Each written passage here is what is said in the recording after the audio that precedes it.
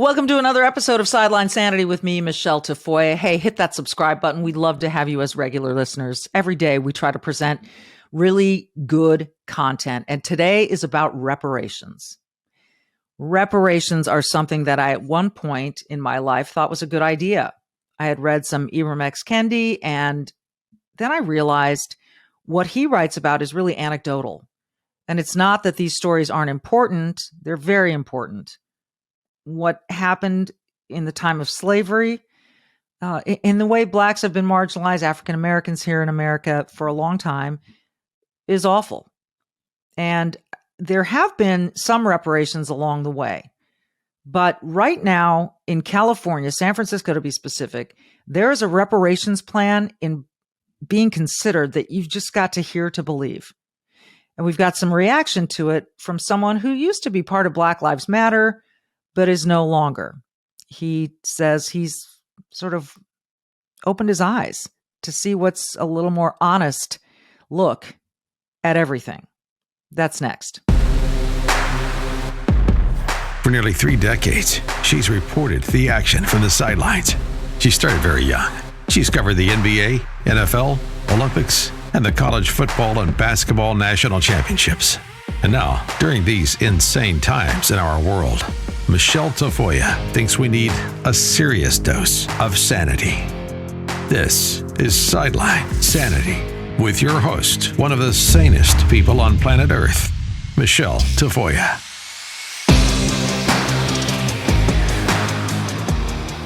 So if you don't know what reparations are, they are a way to sort of repair for the past, to give something to someone who maybe sees their life as I could have. It's sort of like when you go to court and you get damages. So this is like damages for your ancestry. Now, here's the thing. You can look at me, and again, anecdotal, and say, oh, she's been a sports reporter. She's got her podcast. She's loving life. Yeah. But if you look at my ancestry, I mean, this is, my parents had to work extremely hard to give my siblings and me a life that could lead me to then go to college and work my ass off to get here. My parents had nothing. Okay, but you're going to say, but your parents weren't black. Okay, my dad was Hispanic and very much experienced prejudice his whole entire life here in America. All right? So for whatever that's worth, I know you're going to say, you don't look brown. Fine. I'm Spanish. I'm Hispanic.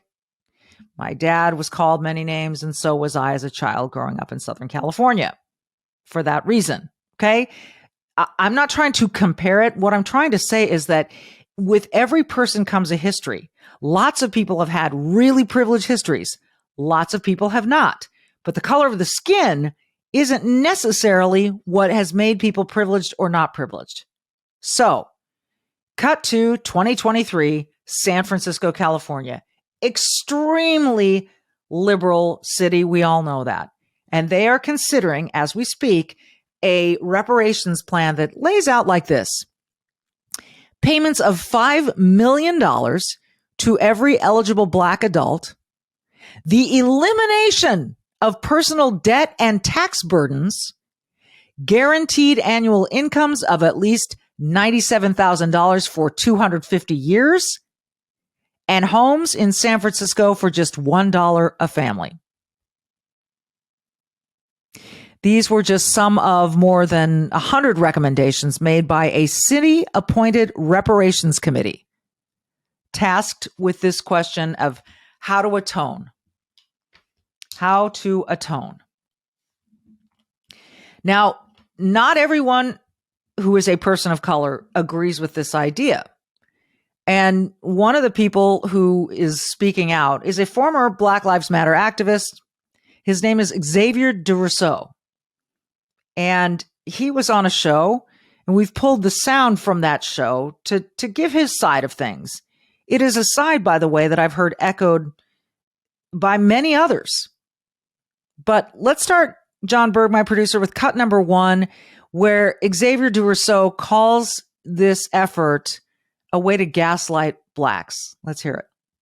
Yes, I think it's important that, first of all, we call this exactly what it is. This is 111 ways to gaslight Black Americans into thinking that we need to be dependent on a system of handouts in order to be successful.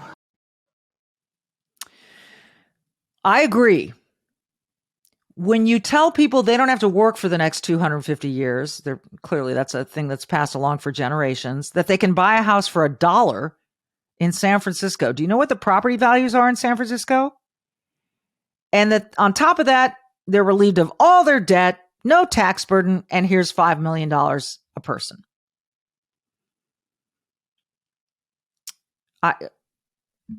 What else? I guess there are dozens and dozens of additional recommendations, but those are the fiduciary recommendations, and they are pricey. In my opinion, if you want to do this, I know a lot of money went to Black Lives Matter. Why don't they pay for this if they really believe in this? I mean, because you're asking taxpayers in California, where there has never been slavery, to pay for the sins of the past of other people. And I think it amounts to like $600,000 a person in San Francisco. Family. In order to fund this. $600,000 per family, John? John tells me family. Okay. It's a lot of money. I mean, do you have $600,000 right now you'd be willing to give up for this? If you do, go donate it somewhere. Make the most of it. You be you. But to tell everyone that they've got that obligation when they have nothing to do with A, anyone else's skin color, B, anyone else's history. All right. Xavier DeRousseau goes on in cut number 2 to talk about indoctrination being a factor here. Let's listen. Black Americans have been indoctrinated with these lies for far too long, and I used to fall for the lies until I took a deep dive into the videos on PragerU.com and realized how easily debunked these fraudulent narratives surrounding systemic racism actually are. Full disclosure, he is now a voice representing PragerU.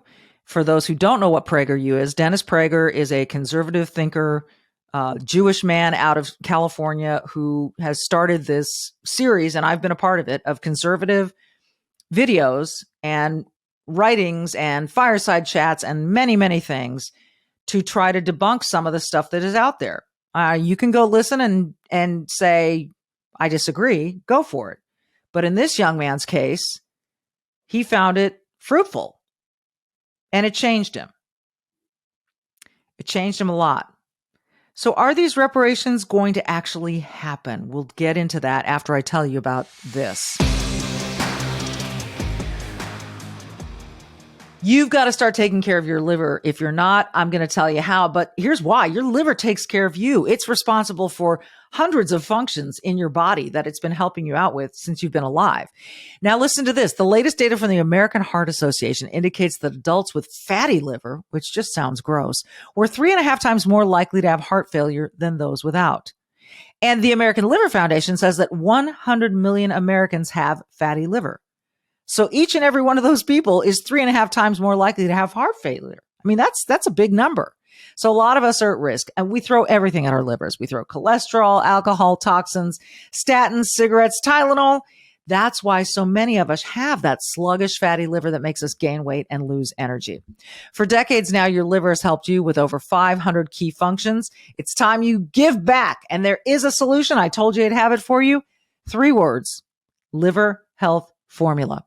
An all-natural supplement. It contains 12 clinically proven botanicals to help recharge and protect your liver. It's made right here in the USA, approved by American doctors. So if you're looking to ignite your fat-burning metabolism, boost your energy, and transform how you look and feel, try Liver Health Formula and get 5 free gifts when you order today. You'll receive a free bottle of nano-powered omega-3 to help keep your heart healthy. You'll also get 4 free ebooks to support every aspect of your health. So try Liver Health Formula by going to getliverhelp.com/sideline. Getliverhelp.com/sideline to claim your 5 free bonus gifts. Getliverhelp.com/sideline. So I said, and I teased this, are reparations going to happen? Well, again, we'll turn to this one voice, Xavier DeRousseau, former activist, former BLM guy who's changed his mind. What does he say about the possibility of reparations actually happening? This is never going to actually happen. It is so unrealistic to think that the average family in San Francisco is going to be able to pay $600,000 extra apiece. I mean, I don't know. This angers me that this list has gone public and it's come out, and not that it's gone public. We should know this, but I wonder what they're doing. Are they setting expectations so high that when they eventually negotiate this down, they say, okay, just $1 million per family. Houses will cost $5, not $1. And instead of 250 years of a guaranteed income, we'll just do 150 years. That's still going to cost an awful lot. And what does it say to people? That you should just go live this kind of lifestyle for nothing? For the sins of somebody else you don't even know? I mean, I can't believe that the majority of Black people would be on board with it. Maybe I'm just being stupid and ignorant and naive here and saying, well, hell yeah, you'd jump at that. Listen, I pray we have more integrity in this country than to do that. But I'm not sure. The other part of this is to think about, for everything you spend on, there's something you can't spend on. So every time you buy a coffee, a boutique coffee, maybe that's one less gallon of gas you can afford, right? You have a pie of money, you spend it as you see fit. So if the city of San Francisco wants to spend all this money on this reparations project, what won't they be spending money on? Because I don't know if you know this, money does not grow on trees. So it's not just an endless supply as much as people say, yeah, just print more money. Well, then that leads to inflation, and you see where we are right now. So Xavier Durousseau, cut number 4, when you're giving people homes for $1, what's the trade-off?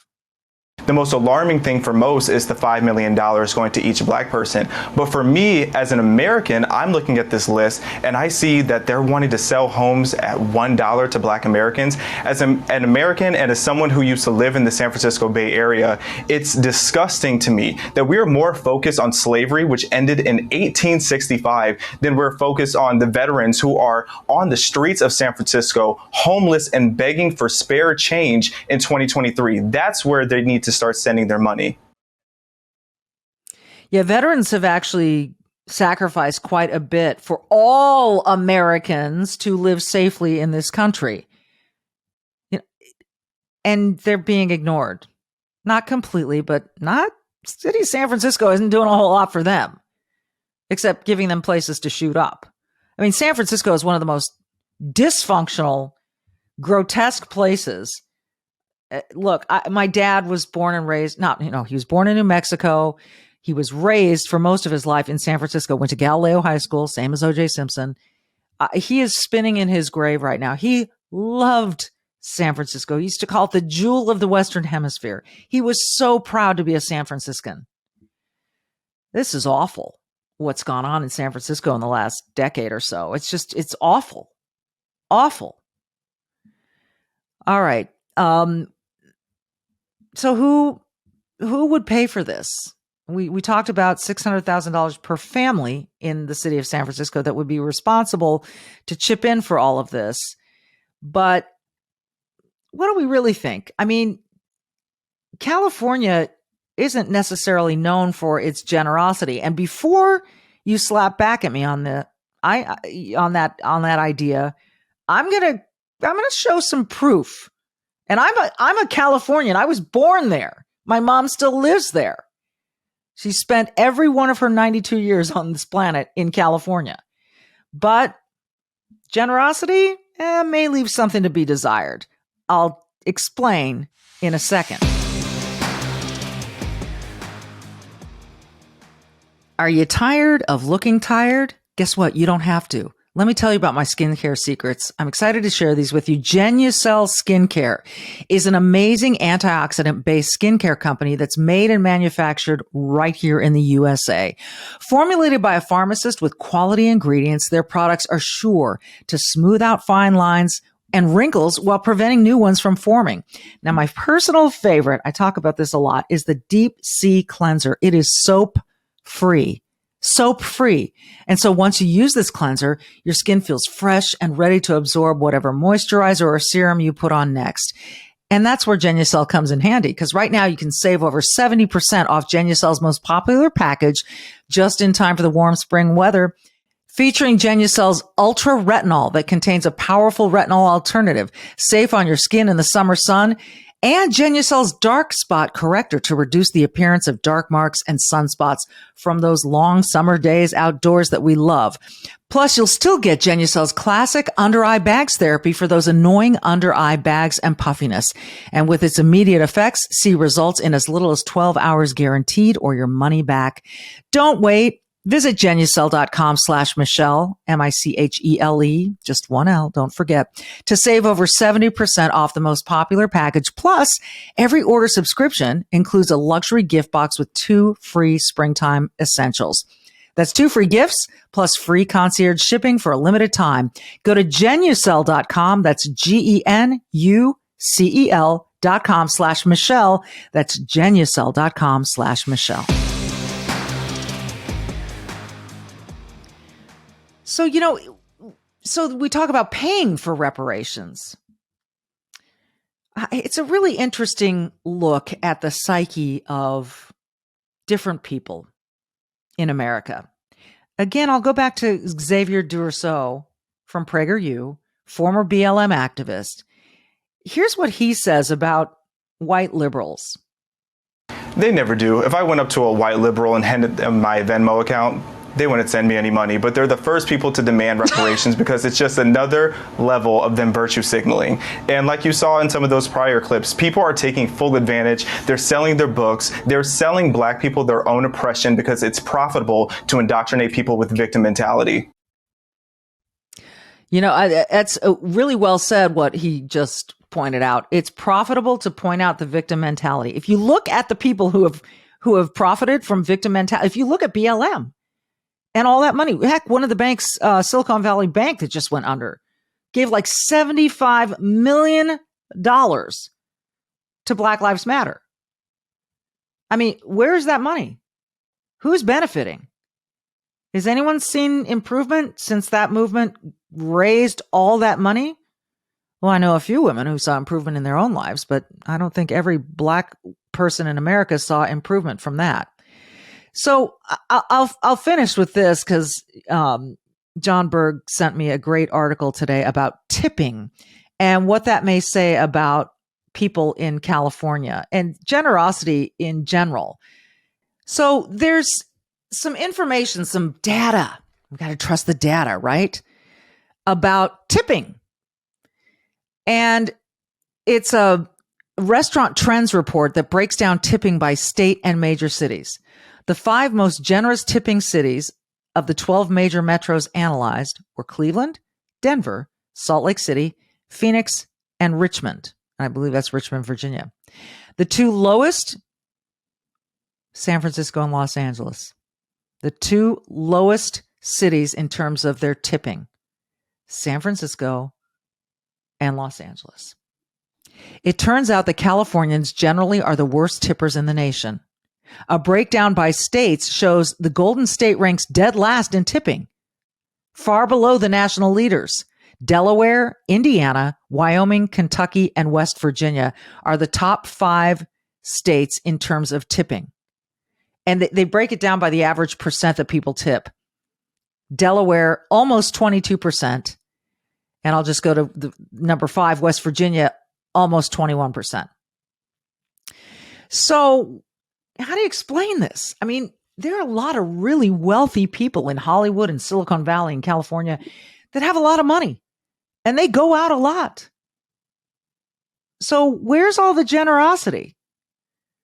You want to give away other people's money for reparations, but you don't want to tip? The 2 lowest cities surveyed are San Francisco and LA, 2 of the wealthiest cities on planet Earth, and they tip the least? Now, I don't know. Maybe there's some statistical analysis to explain this, but I'm going to quote from this article. Perhaps a look at the disparity between the various states and cities on the tipping list will offer a clue.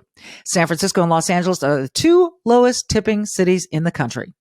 The most generous tippers are Cleveland, Denver, Salt Lake City.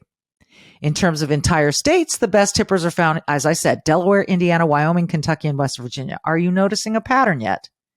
With Delaware being the outlier, all of the most generous tippers are found in red states, with similar patterns being seen for cities. And that's true even if their median household income is significantly lower than that of Californians.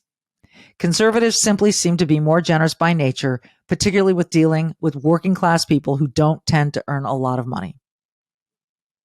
This is really interesting. And there's a Harvard professor, Arthur Brooks, who cites a book on compassionate conservatism when he says surveys indicated that compassion and generosity were viewed differently on each side of the political aisle. Listen to this. Liberals were most likely to point to their support for social justice and welfare programs as an example of generosity.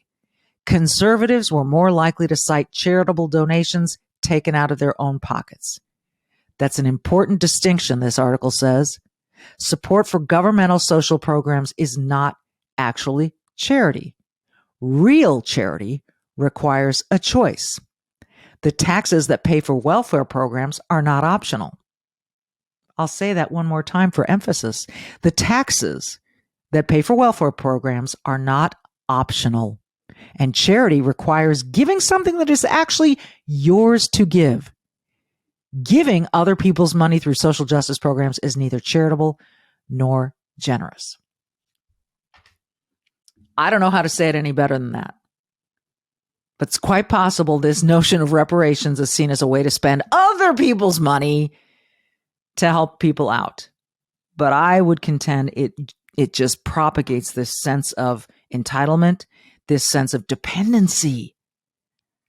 You want to depend on the city council to take care of you because they want to promise you the world, $5 million, no debt, no tax debt, a house for $1, and $97,000 a year for the next 250 years? I don't know. It seems very wrong to me. And I happen to have a lot more faith in people of all colors to work, because work is dignity, work is dignified, and to not want to put their hands out to live a dignified life. This thing is so thorny. I don't know how they're going to find out who's eligible anyway for this and what it means to be eligible for this program. But maybe Xavier Duverseau is correct in that this will never happen. Thanks for listening to Sideline Sanity. As always, be brave and do good.